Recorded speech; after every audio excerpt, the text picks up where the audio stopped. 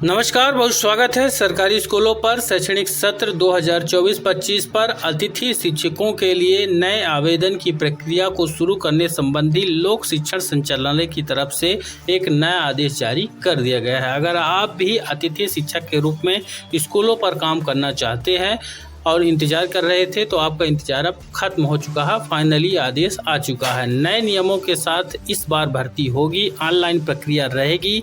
Online choice की जो तारीख है वह आदेश में बताई हुई है। नए और पुराने दोनों ही तरह के अतिथि शिक्षक यहां पर आवेदन करेंगे। कंप्लीट आदेश दिखाएंगे। इम्पोर्टेंट आदेश है। लोक शिक्षण संचालनालय मध्य प्रदेश गौतम नगर भोपाल की तरफ से जारी हुआ है। 2/9/2024 का आदेश है और यह आदेश शैक्षणिक सत्र 2024-25 पर अतिथि शिक्षक जो नए और पुराने दोनों ही तरह के अतिथि शिक्षक हैं, स्कूलों पर अतिथि शिक्षकों की ज्वाइनिंग, नियुक्तियां, भर्तियों से संबंधित आदेश और तमाम तरह के नए निर्देशों के साथ जारी किया गया है। प्रति के रूप में यह आदेश श्री विनय पांडे जो कि उप संचालक है MPSEDC IT भवन अरेरा हिल्स भोपाल के लिए जारी किया गया है। यानी JFMS पोर्टल, जिस पोर्टल से अतिथि शिक्षकों की सभी प्रकार के काम, स्कोर कार्ड वगैरह जो भी संशोधन होते हैं या फिर नए आवेदन की जो प्रक्रिया होती है, तो उसके एवज में JFMS पोर्टल को अपडेट करने और प्रक्रिया के नियम को बताया हुआ है।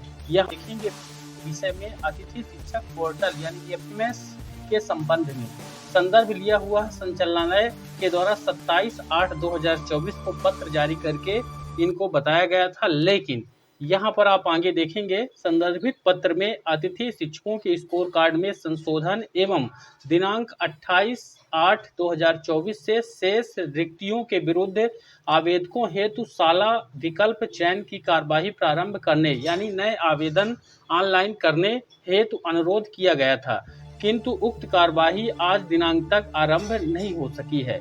अतः कृपया प्रथमतः अतिथि शिक्षकों के संदर्भित पत्रानुसार संशोधित स्कोर कार्ड जारी करते हुए, यानी देखिए यहाँ पर आप देखेंगे कि स्कोर कार्ड में जो 25 नंबर अतिथि शिक्षकों के हट गए थे, वो 25 अंक की जगह नए नंबर जुड़ेंगे। यहाँ पर वही चीज बताया हुआ है। इस वाली लाइन को अच्छे से समझिएगा।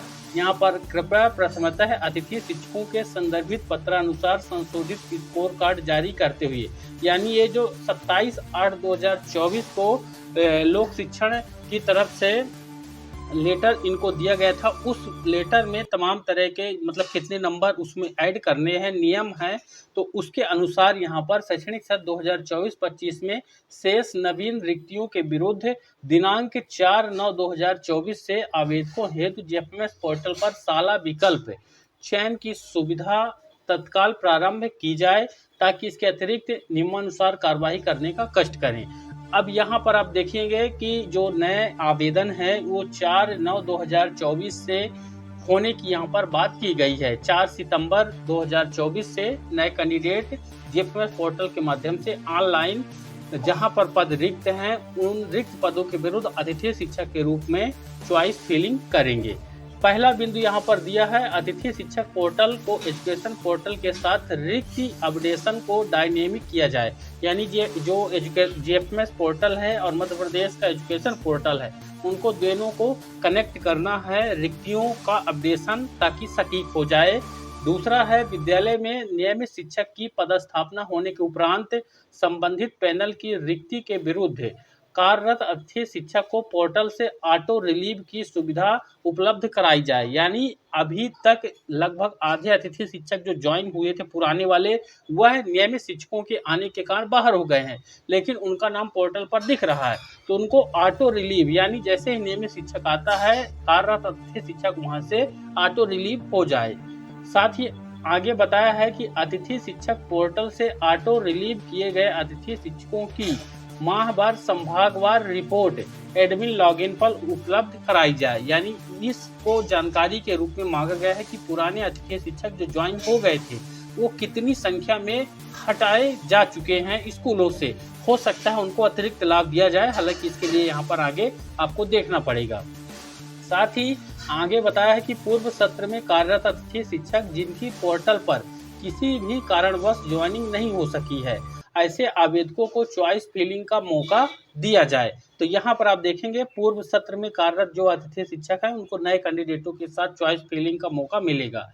साथ ही अगला बताया है कि शाला विकल्प का चयन में पत्र नंबर 2013 दिनांक 4/7/2019 की कंडिका 3.1.2 के अंतर्गत आने वाले आवेदकों को अवसर नहीं दिया जाए। तो यहाँ पर आप देखेंगे कि जो ये 3.1.2 का जो 2019 का नियम है ये 30% रिजल्ट से संबंधित है, यानी जिस अतिथि शिक्षक के 30% रिजल्ट 2023-24 के शैक्षणिक सत्र पर आया है उनको ऑनलाइन रूप से चॉइस फिलिंग में हिस्सा लेने के लिए अपात्र घोषित किया जाएगा, यानी वह ऑनलाइन चॉइस नहीं कर पाएंगे, यानी वह अतिथि शिक्षक नहीं बन पाएंगे।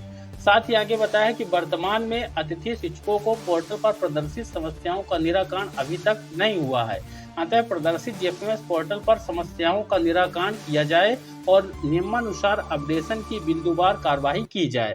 तो यहाँ पर देखिए जो समस्याएं हैं उसके लिए भी यहाँ पर बताया हुआ है।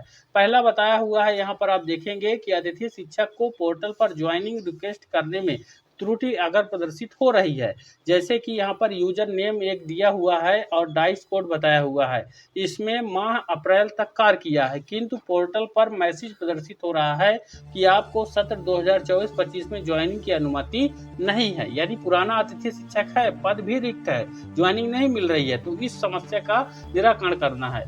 दूसरा भी यहाँ पर बताया है कि अतिथि शिक्षक द्वारा ज्वाइनिंग रिक्वेस्ट करने के उपरांत शाला प्रभारी के लॉगिन पर रिक्वेस्ट प्रदर्शित नहीं हो रही है, जैसे यहाँ पर यूजर नेम बताया है और डाइस कोड बताया है।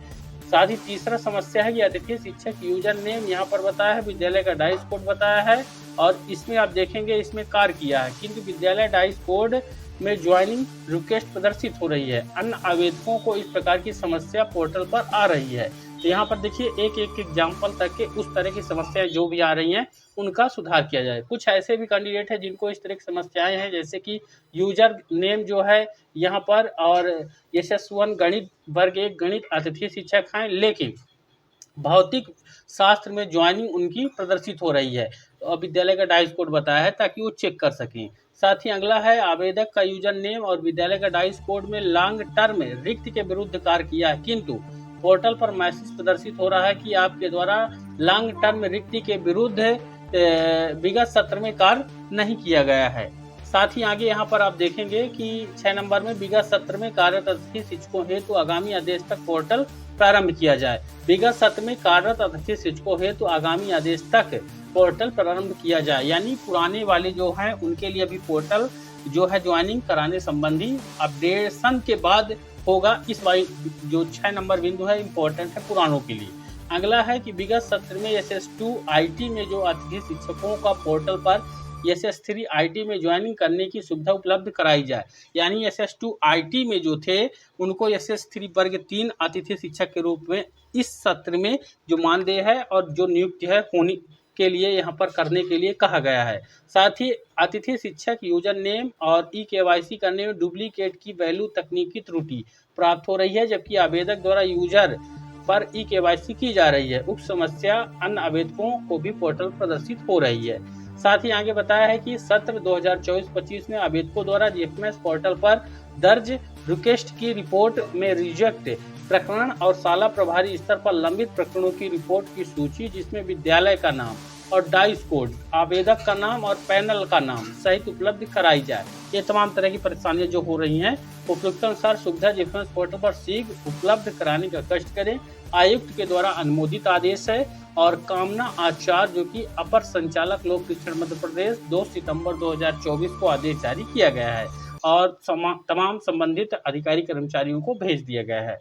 तो यहाँ पर मुझे उम्मीद है कि सभी तरह के आपके सवाल थे और उनके जवाब इस आदेश से मिल गए होंगे। जो पुराने हैं और जो नए हैं कब से होंगे, ये बहुत सारे सवाल थे, उन सभी के यहाँ पर जवाब मिल चुके हैं। अगर आपके कहीं भी दिक्कत है एक बार वीडियो देखिएगा, नहीं तो कमेंट करिएगा, समय मिलेगा उसका उत्तर आपको बताएंगे। चैनल पर नए हैं तो निवेदन है सब्सक्राइब जरूर कर लें, वीडियो को ज़्यादा से ज़्यादा लाइक और शेयर कर देंगे। मिलेंगे अगले वीडियो पर नए आदेश के साथ। धन्यवाद।